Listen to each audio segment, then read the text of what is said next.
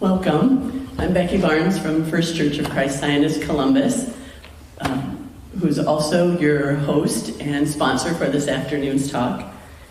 We're so glad you're here. First, we have a few protocols. Please silence your cell phones. There's no personal video or audio recording, but there will be a replay for 3 months following the talk on our website, ChristianScienceColumbus.com. Our speaker today is Christian Science practitioner, teacher, and lecturer on the Christian Science Board of Lectureship. She's a former artist and musician. She and her husband, Joe, live in Santa Fe, New Mexico, and have 2 grown daughters. The title of her talk is Finding Where God is Seen and Felt. What's church got to do with it? Let's welcome Emra Farkas.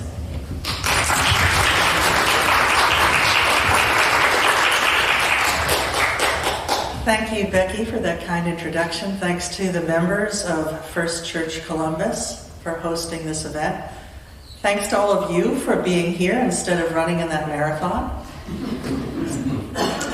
Before we get started, I thought I should just clear up a possible misconception. Sometimes people confuse Christian Science with Scientology. So I thought I would start by letting you know Christian Science has nothing whatever to do with Scientology.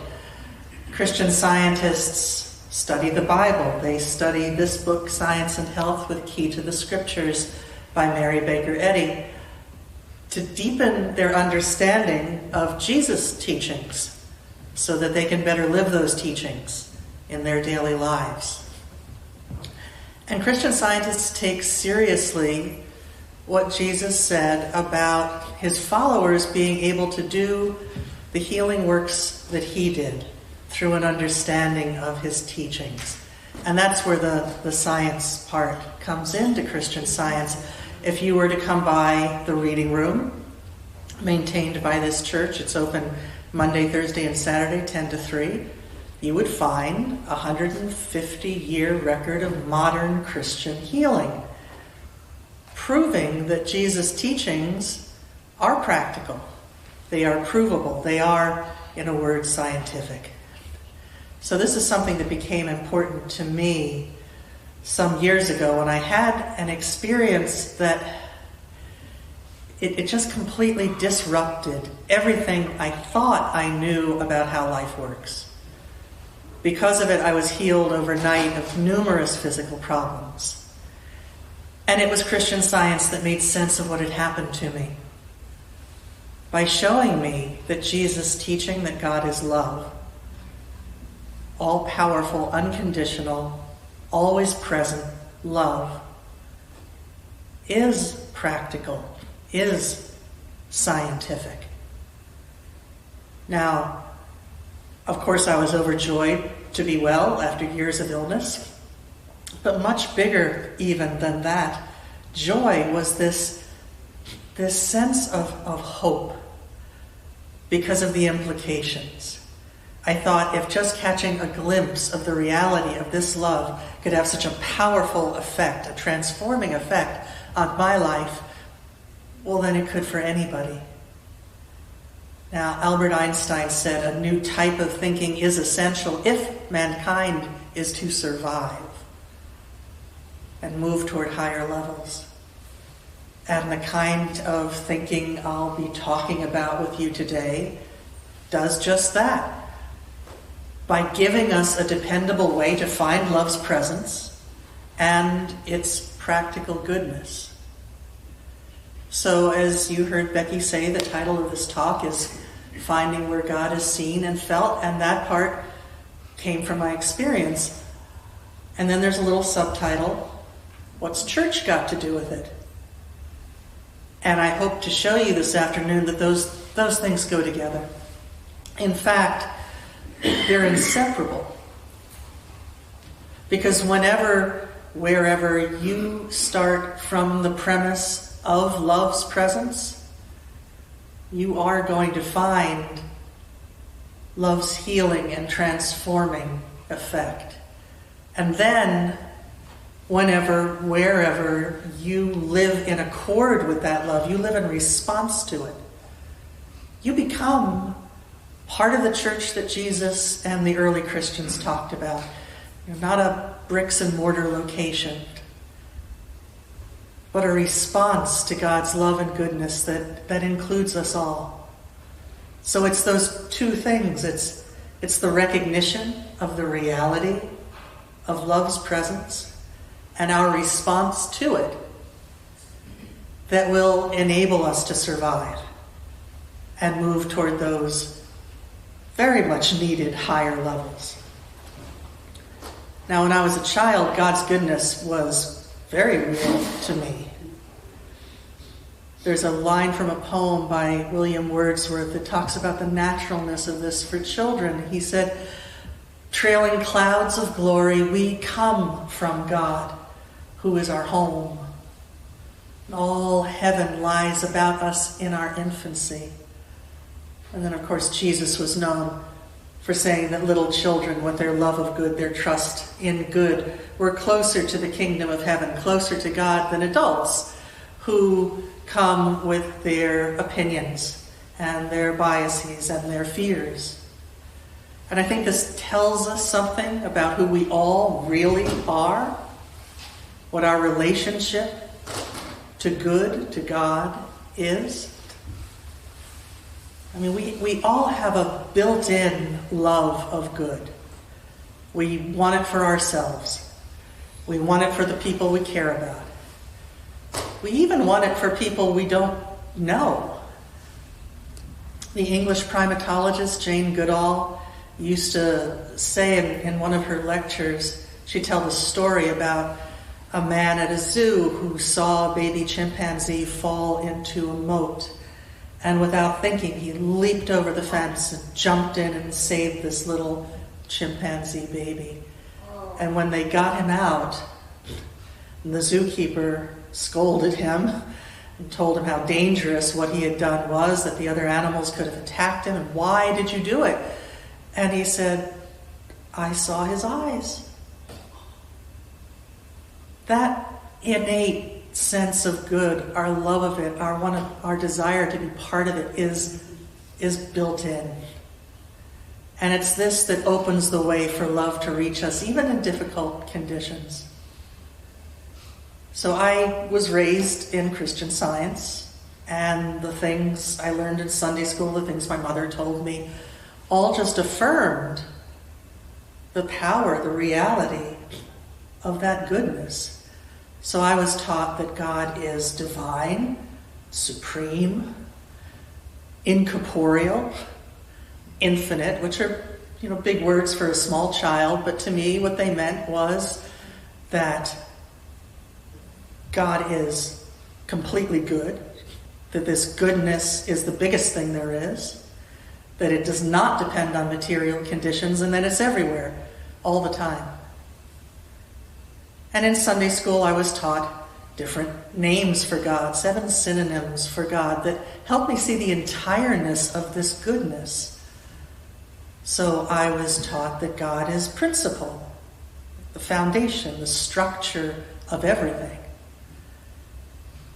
That God is mind, soul, spirit, which are names associated with God in the Bible. And I think they help us connect by relating to the things that are most important to us, to understanding, to intelligence, to creativity, to inspiration. I was taught that God is life itself, that God is truth, reality itself, and that God is, as Jesus taught, love. So putting these things together, putting together, for example, that truth is divine, helped me to see that good alone is real, that truth is supreme, helped me to see that this goodness is the final word, that truth is incorporeal and infinite, assured me that there was no place I would ever find myself where God's truth, this holy good reality, was not present.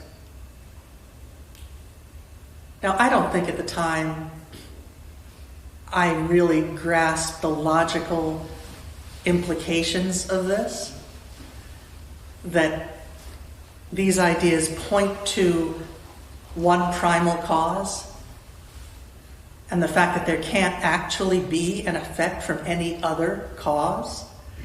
I think I just experienced these ideas as sort of flashes of reality that felt like coming home. And healing followed.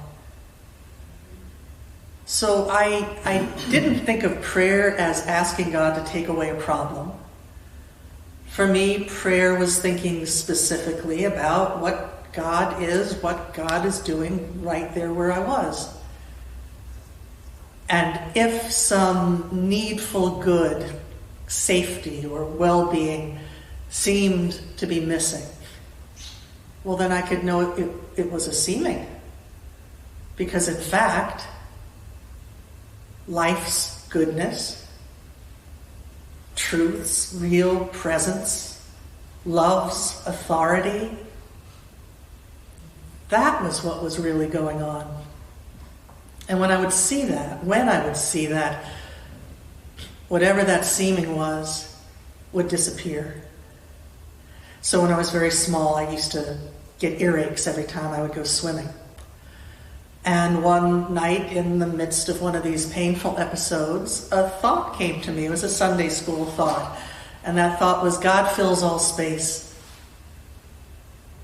And I thought, that's got to include where my ears are. Well, just with that little realization of divine truth, the pain went away. And those earaches never came back. A few years later, I was in a car with my mother. We were on our way to a doctor to get me checked into a hospital to have my tonsils removed. And I'd been having chronic sore throats that had kept me out of school. Some of my friends had had their tonsils out, and my dad, who was not a Christian Scientist, thought this might be a good idea. So we're about a block from the doctor's office, and my mother turns to me and she says, "What God knows about you is all there is to know." And it was like a light bulb went on over my head.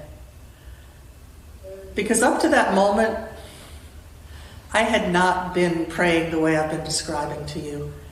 I think I'd just been kind of hoping the whole thing would go away, despite promises of post-operative ice cream. But in that moment, I knew what she said was true. And now, looking back on it, I knew she wasn't just driving me to the doctor. She was sitting there praying. That's what had come to her to share. Well, we got into the doctor's office and he examined me and he said, "These tonsils are perfect. There's no reason to take them out. Go home."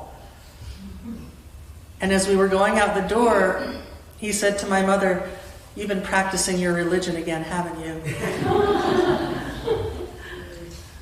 A few years after that, I was up in the middle of the night feeling a desperate need to pray. And I thought I'd start with the Lord's Prayer, that prayer Jesus taught his followers that begins, "Our Father," meaning God. But I didn't get past those first two words because they suddenly made me realize not only did they mean that I was God's child, loved, cared for, provided for, but the kids at my school who had promised to beat me up the next day, they were also God's children, loved and provided for and cared for. And I had not thought about them in those terms, but at that moment, I could see that that was the truth. And the fear just drained away. Next day, I went to school. I did not get beat up. And it was as if the bullying that had been going on for weeks just had never happened. So praying this way, when I did it, it felt normal. It felt natural. I don't think I fully grasped the theological implications that it's the very nature of God that assures our safety and our well-being. I just knew that when I made room in my thought for a God who is love, it did feel like coming home, and healing followed.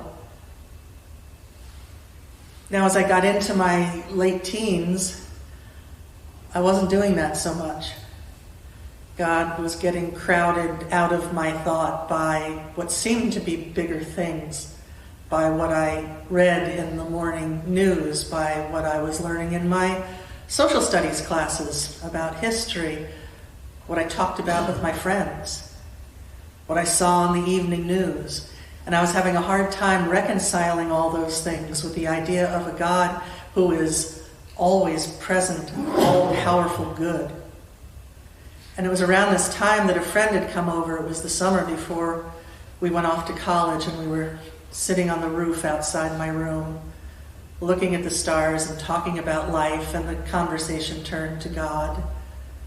And he talked about being disillusioned with his church and with faith. And he asked me what kind of God would allow the war, would allow the poverty, the disease, the misery, the corruption in government. What kind of God would permit all of that? How could you call that God good? Why would you worship a God like that? And in that moment, I did not have an answer for him. Now, there is something on the very first page of the preface of Science and Health that would have not only helped me answer my friend's questions, but it would have saved me 15 years of trouble. The passage starts, "The time for thinkers has come." And I think that would have hooked me because at 17, I thought of myself as a really good thinker. It goes on, "Truth, independent of doctrines and time-honored systems, knocks at the portal of humanity." And it would have done me good in that moment to remember there is such a thing as divine truth, that I could have turned there for understanding, for inspiration, instead of just going round and round with those time-honored systems and doctrines that weren't getting me anywhere. It continues, "Contentment with the past and the cold conventionality of materialism are crumbling away. Ignorance of God is no longer the stepping stone to faith." And faith, I think at that point, was kind of off my radar, because my understanding of God was not on my radar. And what had happened that I hadn't realized was that cold conventionality of materialism had sort of taken over my thinking. I was just going with the flow without even realizing it. And so when I got to college, I stopped going to church. I dismissed it as something I'd outgrown. But what I could not dismiss were those healings. And there were many more of them than the ones I just shared with you. If God had not been the cause of those experiences, well, I wanted to know what was. And I signed up for college courses that I thought might provide answers to those questions. But nothing I found in my psychology classes and my philosophy classes gave me answers that really rang true with my own experience.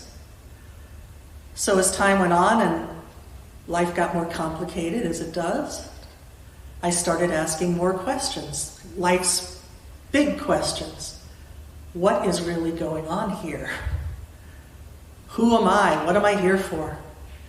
And I started looking into different religions, different spiritual practices to find answers to those questions. But 15 years of study and sitting in the meditation hall, again, did not bring me answers that rang true with those experiences I'd had as a child. I certainly learned lots of other opinions and assumptions about what is going on, but it didn't bring a steady sense of peace, which more and more was something I really wanted. I could get very, very calm sitting on my zafu, And then I could get up and go into town and somebody would cut me off in the supermarket parking lot and there went that piece.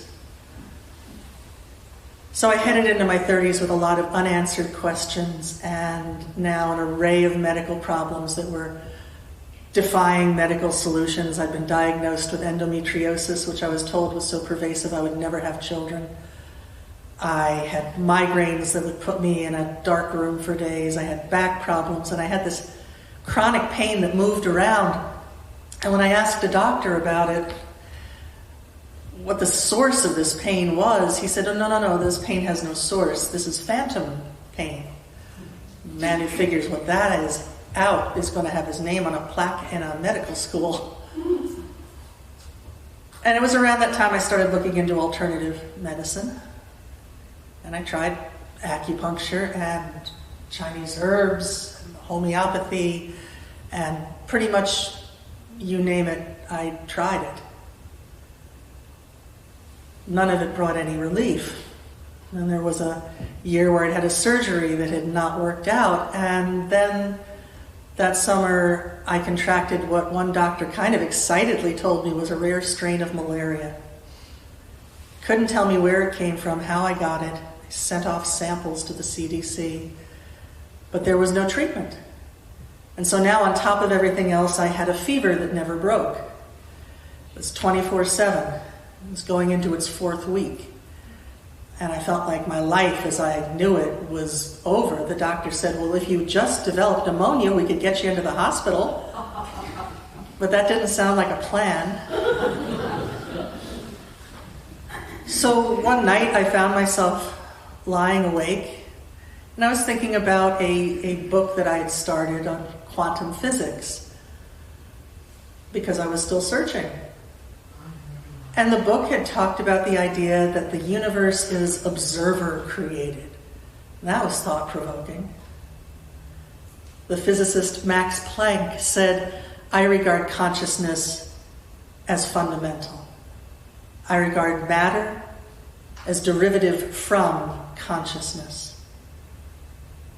And it suddenly occurred to me that possibly everything I assumed I knew about how life works and everything is held together, what substance actually is, might be wrong, might be a mistaken assumption. And since I had some time on my hands, I thought I would just do a little mental inventory of my assumptions. And if I hadn't proved it true in my own experience, I would just let whatever that was drop away. Well, it turned out this process was long and involved, and it was like peeling this giant onion with the opinions and the assumptions and the beliefs just falling. And I was starting to wonder if there was going to be anything left. But it turned out when everything else had fallen away, there was something left. And it was something I knew was true. In the core of my being, I knew it was true. And it was love.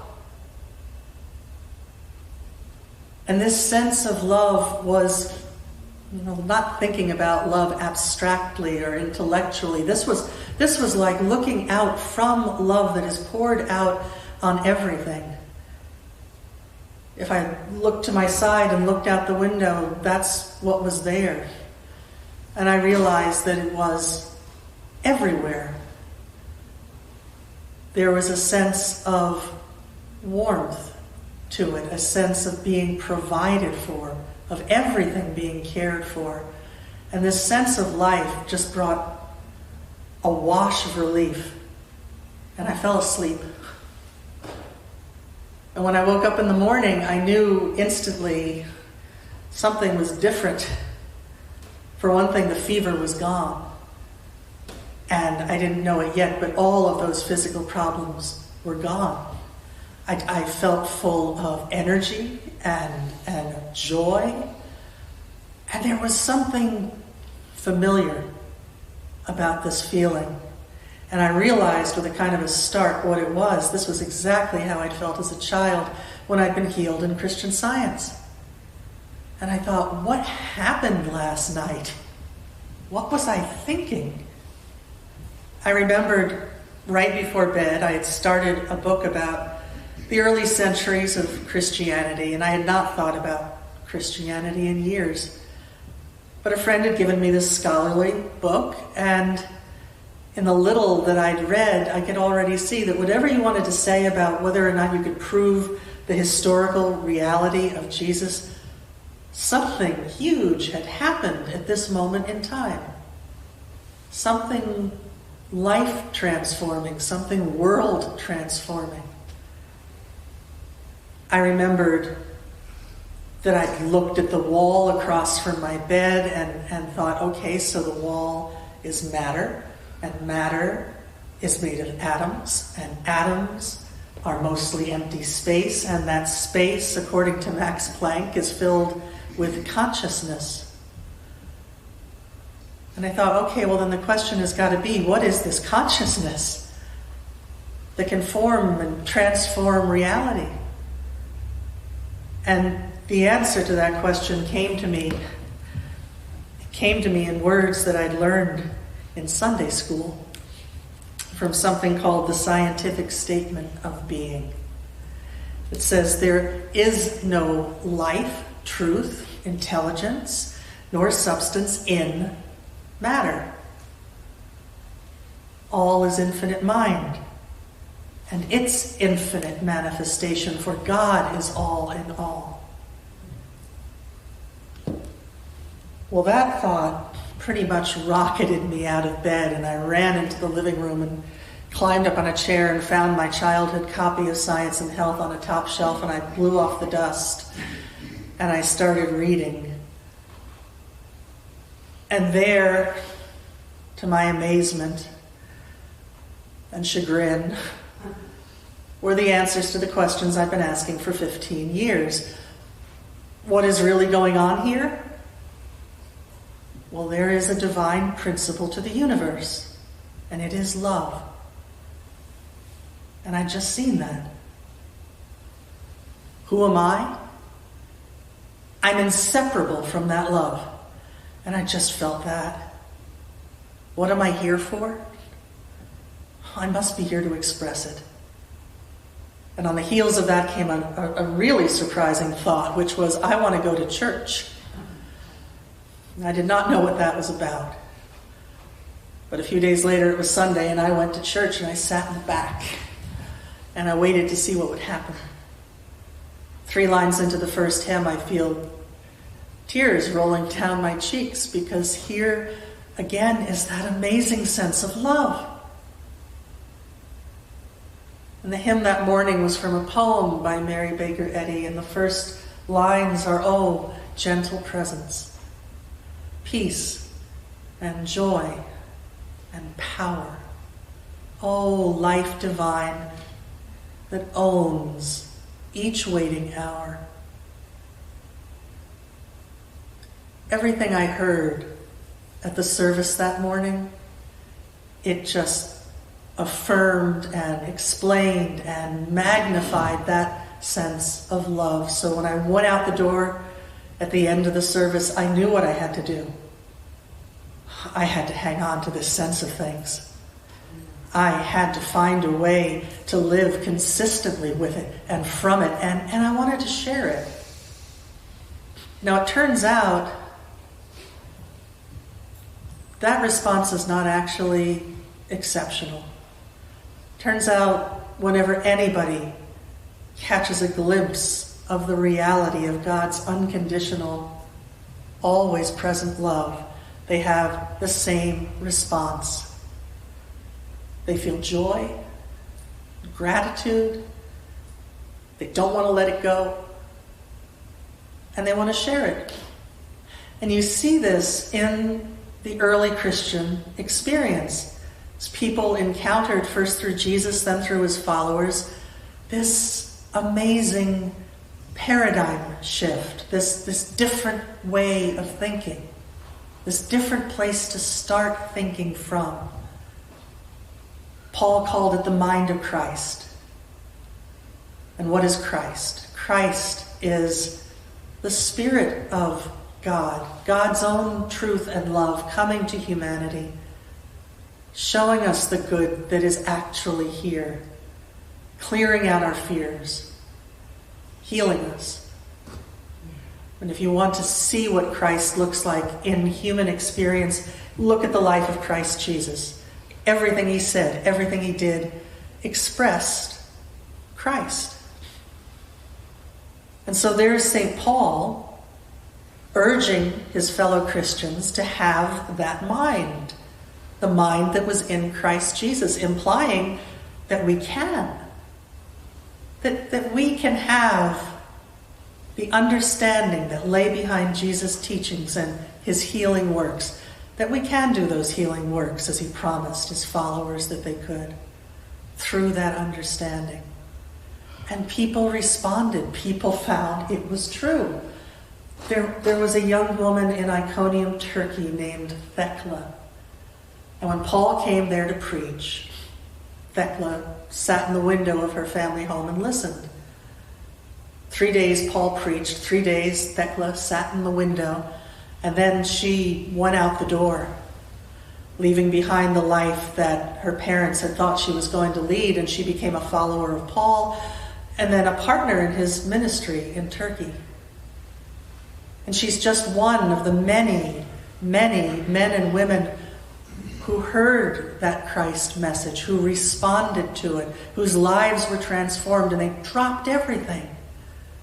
And they went around the Mediterranean basin sharing that message and healing. Before a brick was ever laid in a church building, there was this movement of personal transformation, of people responding to Christ. It was like a stone had been dropped in a pond. The stone was this understanding of God as love. And the ripples went out. And that was church. You know, that word that we read as church in our English Bibles, in the original Greek of the Gospels, that word was ekklesia. And ekklesia at the time simply meant people who were called, summoned together. Could be for anything. So the word only appears twice in the Gospels, and the really definitive place is where Jesus asks his disciples to tell him who they think he is. And the disciple Simon answers, and he says, "You are the Christ. You are the Son of the living God." And Jesus agrees. And he says, "You are Peter," making wordplay on the Greek word Petros for rock. And Jesus says, "On this rock I will build my ecclesia." So Jesus' church, the men and women his words and works had called and summoned, had as their foundation the recognition of Christ. God's truth and love coming to humanity, showing us we're inseparable from the life that is God. So now I get why my little experience of love as a law of being should have prompted a desire for church. The recognition of love includes this call of the Christian ecclesia to rejoice in a spiritual sense of life, to strive to live consistently with it and from it, and to share it. And you see those same factors at work in the discovery and founding of Christian Science. Mary Baker Eddy discovered there are divine laws of truth and love that make it possible for us to think from and live from the mind of Christ. To experience the healing, the transformation, the spiritual regeneration that comes with that. And she discovered this as the result of a lifelong search for a deeper understanding of God and the source of human well-being. So I'm just going to share with you some quotes from some of her contemporaries to give you a sense of who she was. This is from Susan B. Anthony. She said, "What of Mrs. Eddy? No man ever obtained so large a following in so short a time. For 1900 years since the dawn of Christianity, man has been much occupied establishing faiths, formulating creeds for woman to follow. When woman does write her creed, it will be one of right actions, not of theological theories. And then this is from Clara Barton, who founded the Red Cross. Love, she said, permeates all the teachings of this great woman. So great, I believe, that at this perspective we can scarcely realize how great. And looking into her life history, we see nothing but self-sacrifice and selflessness. And then from Mark Twain, when we do not know a person, and also when we do, we have to judge his size by the size and nature of his achievements, as compared with the achievements of others in his special line of business. There is no other way. Measured by this standard, it is 1,300 years since the world has produced anyone who could reach up to Mrs. Eddy's waist belt. In several ways, she is the most interesting woman that ever lived and the most extraordinary. So how did Mary Baker Eddy become that person? She grew up in the early 19th century in rural New Hampshire. Her family, in her words, were of Puritan stock. And Thanksgiving's coming, and we think of the Puritans with their funny hats, but these were people who earnestly believed that fulfilling one's duty to God was the entire purpose of existence. So that's the atmosphere she grew up in. And as a child, she had a great love of God, a strong faith, and this was seen in occasions when she was able to help and heal others by lifting her thought to God in prayer. And so there were occasions where some little farm animal would be sick and Mary would hold it and pray, and the animal would suddenly be well. When her older brother George accidentally gashed his leg open with an axe, her father brought Mary to him, and the wound healed so quickly that it startled their family doctor. But as a child and as an adult, she suffered from chronic illness, and she had noticed that the conventional prayers of her church, of her family, had failed to help. So she knew very early on there was more to understand about God. There was more to understand about the source of well-being. And so when she grew up, she studied allopathic Western medicine with a licensed physician. She practiced homeopathy. She experimented with different health cures of her day. And what all of this showed her was that thought is very definitely related to, if not entirely responsible for our experience. I mean, today a doctor will tell a patient, be hopeful, be positive, be optimistic, knowing thought matters. But given her experiences with prayer, she knew that the thought that heals was not just some phase of human psychology. The thought that heals is the thought from God. And so all through this period, she has her Bible as her closest companion. She describes this journey in her autobiography called Retrospection and Introspection. And she writes, during 20 years prior to my discovery, I had been trying to trace all physical effects to a mental cause. And in the latter part of 1866, I gained the scientific certainty that all causation was mind and every effect a mental phenomenon. So this brings us to 1866, and she is in a seemingly hopeless condition. Her pastor, her friends, her doctor are expecting her to pass on at any moment.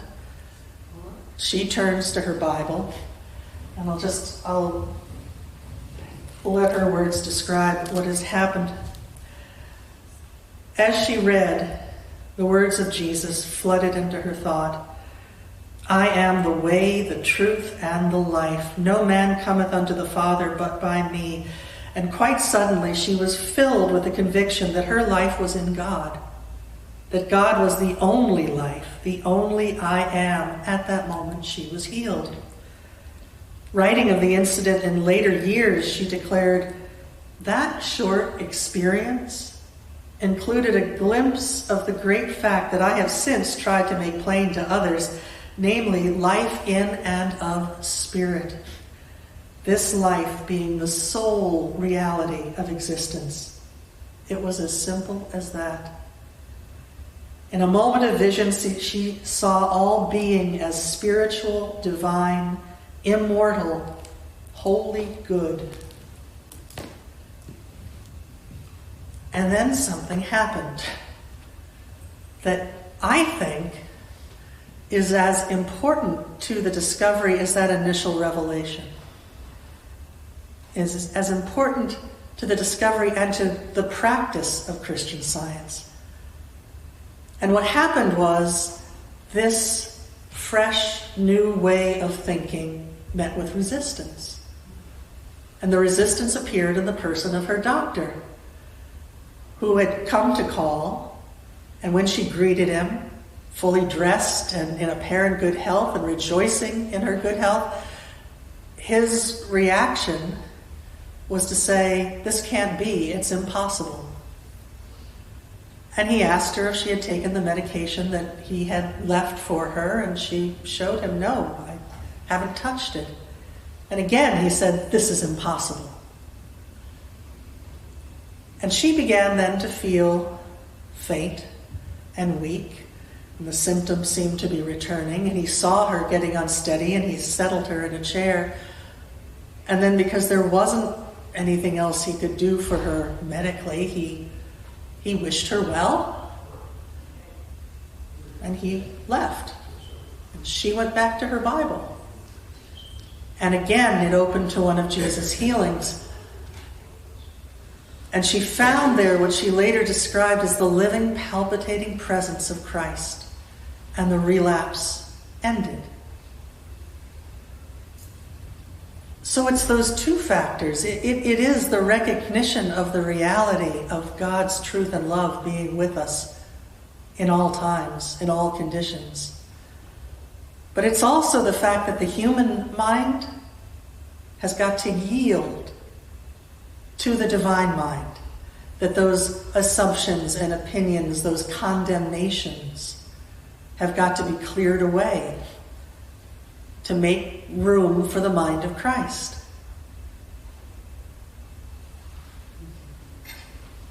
You see those same factors at work in the early Christian experience. Because, of course, the early Christians faced appalling adversity. They faced persecution, and imprisonment, and execution, and their response to these existential threats was prayer. So just for an example, Paul was preaching in Lystra, and the mob turned against him and stoned him. And they dragged his body out of the city gates and left him for dead, and his fellow Christians came and gathered around him and prayed, and Paul got up and went back to preaching the good news. But just stop a minute and look at what happened. Paul was alone when he was attacked. Those fellow Christians who had come to Turkey with him to share the Christ message were not there. But they got the news pretty fast. And here's what they didn't do. They didn't tear their hair and say, God, why did you let this terrible thing happen? They didn't blame themselves. They didn't blame Paul. Oh, if we only had prayed better. They didn't dive for cover. They came and they gathered around him and prayed, and I think it's safe to assume that that prayer must have been based in what Jesus had taught about the power and all presence of love, that there would be no room that they could find themselves in where this love was not the biggest thing, was not the only thing they ever needed to consider. It's this kind of prayer that is the reason that the book of Acts, where you see the first 30 to 40 years of the Christian experience, it's why that book isn't called the book of the terrible times and the horrible things we suffered. The Acts is a book full of grace and revelation and healing. When Mary Baker Eddy talked about her own experiences with adversity, she called them God's gracious preparation. And she wasn't being funny. And she didn't mean that God sends or intends adversity. But that when we, like those early Christians, turn with hope and faith in the reality of God's love and goodness, we're going to find that it's there. We're going to find that adversity is not a proof of God's absence. Adversity is just another occasion in which we can find love's presence. And we will do that. We will make our own proofs of love's care when our God-given love of good welcomes the Christ. That's the methodology of Christian Science. That's the how-to. I have a friend who liked to say that the words Christian and science are like a match and a stick of dynamite. And if you keep them apart, nothing's going to happen. But if you put together, what does it mean to be Christian? To have the understanding of God that Jesus did.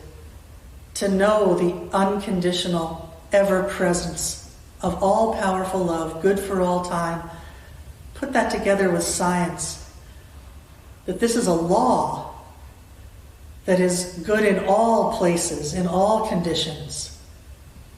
And something big happens. And I'm not talking about a destructive explosion. I'm talking about a powerful disruption of fear, of sorrow, of anger, where that merely material, coldly conventional sense of things gets blown away. And we see ourselves and everyone and everything in the light of spirit, whole and intact and blessed and blessing. That's the paradigm shift that is so needed.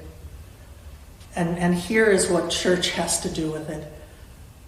When Mary Baker Eddy began to share her discovery, began to teach Christian healing, she saw very quickly, this is not like teaching an academic subject.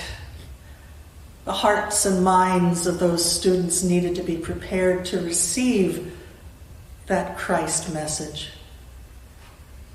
And so as her ecclesia grew, she created a church manual and bylaws that were designed to turn its members to God for everything.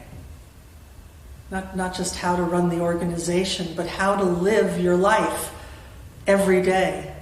That the mind of Christ was to have precedence. She saw that church, understood as what God is doing with us, it would prove the practicality of Jesus' teachings. It would show that it's natural for us to live this way. It would, in her words, reinstate primitive Christianity and its lost element of healing. You see this in her own description of church and science and health. She says, church is the structure of truth and love, whatever rests upon and proceeds from divine principle. And I think it's helpful to know that in the dictionary that was most popular when she was growing up, the 1828 Webster's, first meaning of the word structure is not a noun. In that edition, it's almost a verb. It says structure, the act of building. And she goes on, the church is that institution which affords proof of its utility and is found elevating the race, rousing the dormant understanding from material beliefs to the apprehension of spiritual ideas and the demonstration of divine science, thereby casting out devils or error and healing the sick. And again, it is interesting that in that Webster's 1828, the word institution is another one of these almost verbs. It says institution, the act of establishing. So this church is truth and love's act of building. It is God's act of establishing.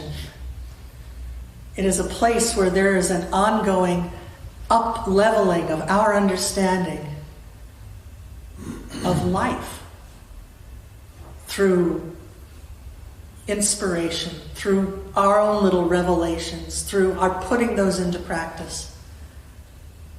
When you go into a Christian Science church on a Wednesday evening and you will hear people talk about what happened to them when they started from this different basis. And you'll hear about healing, because healing is really just a side effect of the mind of Christ.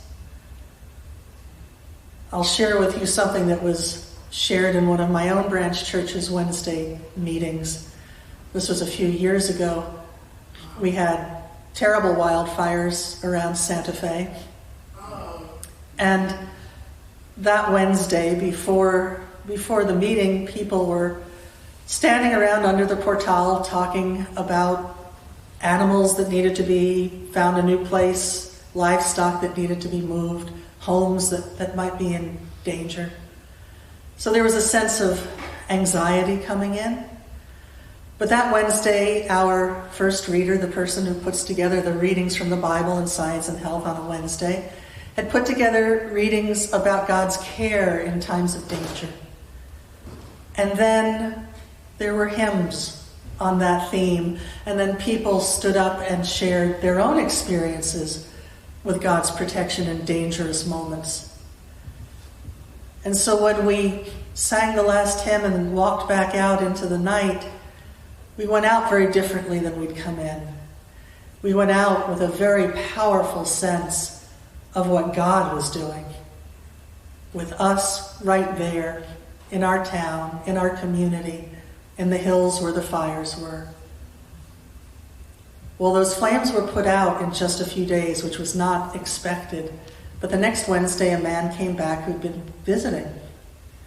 And he told us that his family had a cabin up in the Pecos, which was where the worst of the fires were. Been in the family over 100 years, and he'd been very worried about it. And he'd been glued to his radio because you could get reports about every 15 minutes about what was burning. And he said after that meeting, he went home and he turned off his radio. He said, I decided I was going to do what those people in that church were doing. I was going to think about what God was doing instead of what the fire was doing. And when the fires were out, a friend of his got up there in a 4-wheel drive and he called him up and said, man, it's a miracle. Your cabin it's intact. There's a circle around it. You can see where the fire came down the hillside and back, and then it just turned. And it came down in front and it jumped a creek, and then it just turned. And the man told us he knew it was not a miracle. It was a proof of everything he'd heard that night. And I share this for two reasons. The first is, it's important to go to church.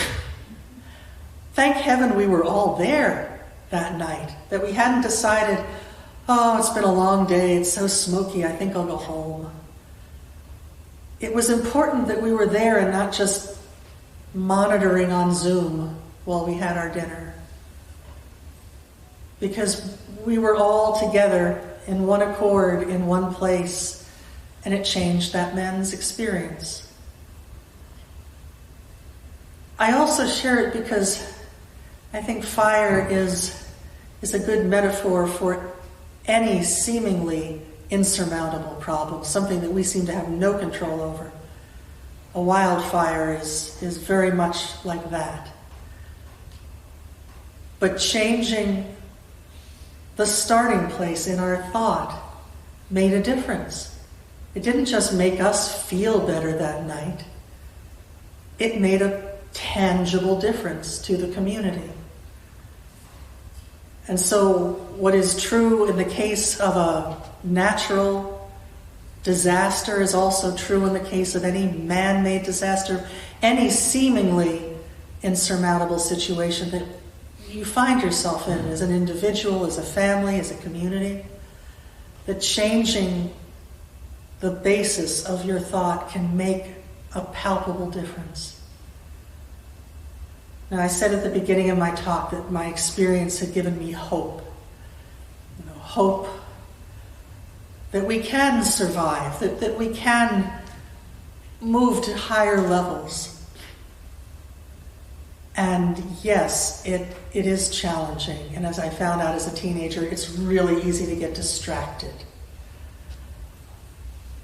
And we all now live in the age of 24/7 news, where it's like we're standing in front of a fire hose of reasons to be sad and mad and scared.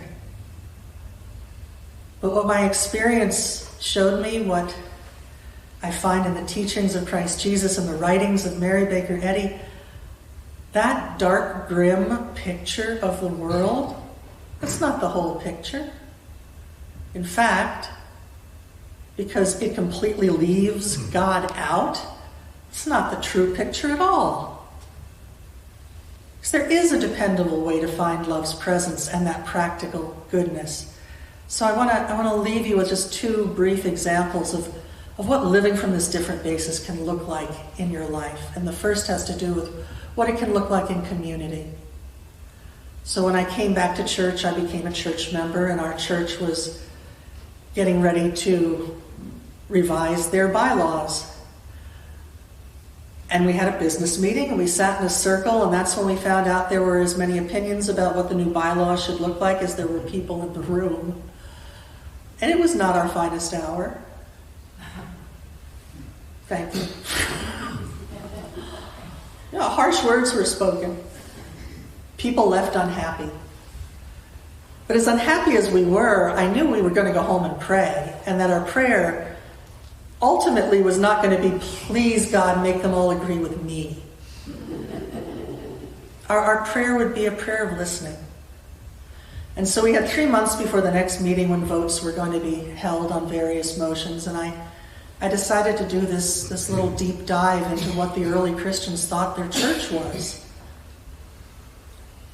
Paul said church is the body of Christ, right? That we're all invaluable members, parts of this greater whole that expresses God's truth and love. That's our identity, really.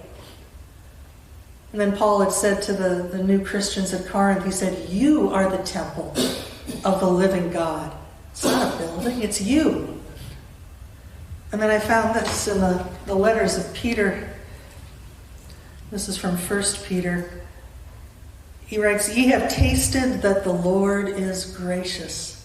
Right? He's preaching to people who've had this experience. You've tasted this. You've found this to be true in your own lives.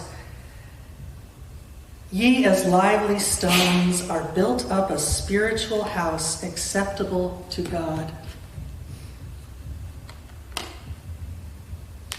So we came back after the 3-month period, and no consensus seemed to have been reached. Quite the opposite. But I was holding to those ideas as the definition of who we all really were. And the votes were held, and every motion passed unanimously. And you could see people looking around the room at each other because people were voting contrary to their prior cherished opinions that they'd stated.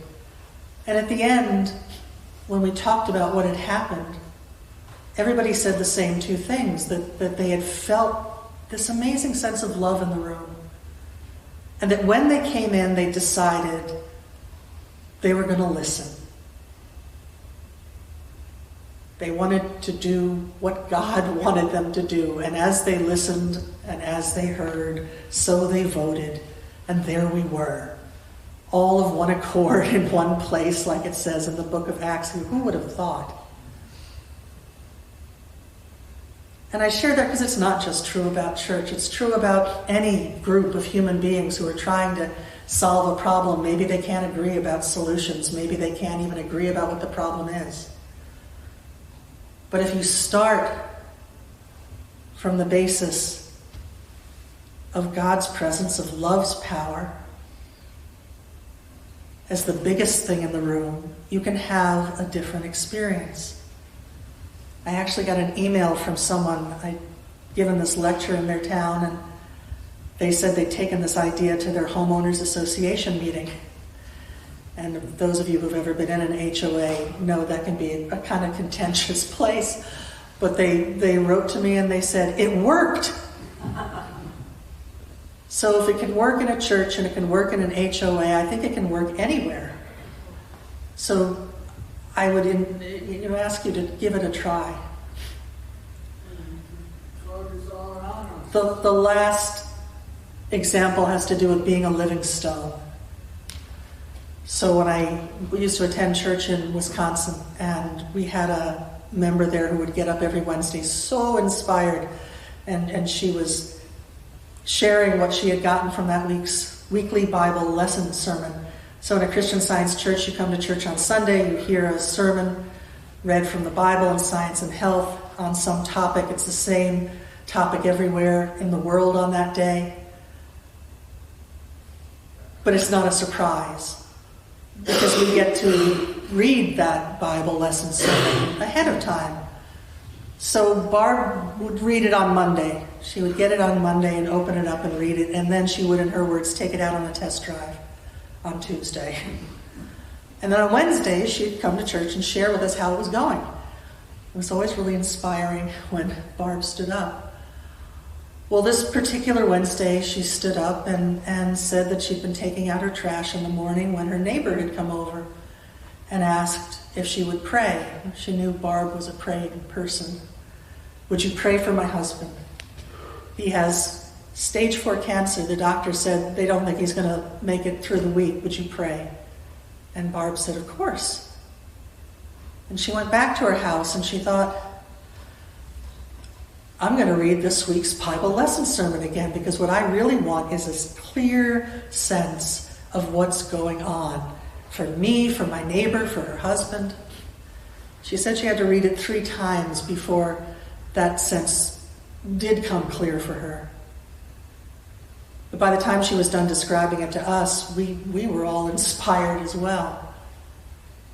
Well, the next week, Barb came back and said she'd been taking out her trash again, and there was her neighbor's husband taking out their trash. And she hurried over and told him how good it was to see him. And he said to her, I've never been so glad to take out the trash in my life.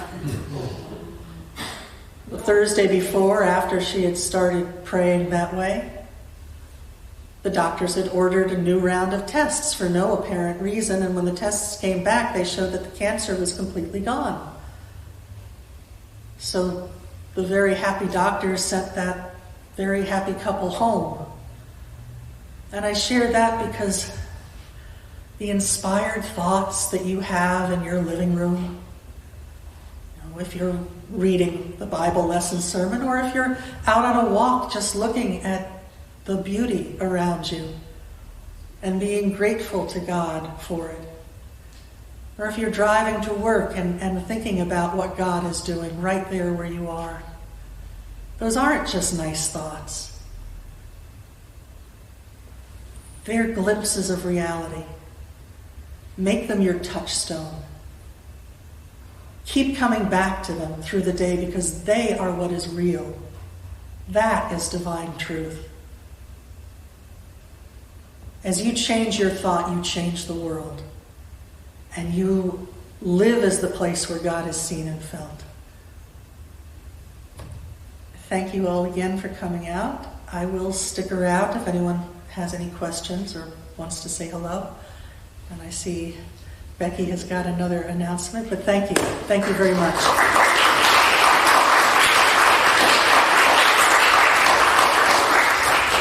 Thank you, Emerald. That was wonderful. Thank you all for coming. If you enjoyed the talk, please remember it will be on replay on our website for 3 months, and it will be posted soon. Also on November 1st, First Church of Christ Zionist Cincinnati will host Lisa Troseth for a talk, Moving Past Fear to Healing. There are postcards in the lobby. Also, we have a table in the back with Christian Science pastor, Science and Health with Key to the Scripture by Mary Baker Eddy, the Bible, and other periodicals. Thank you so much.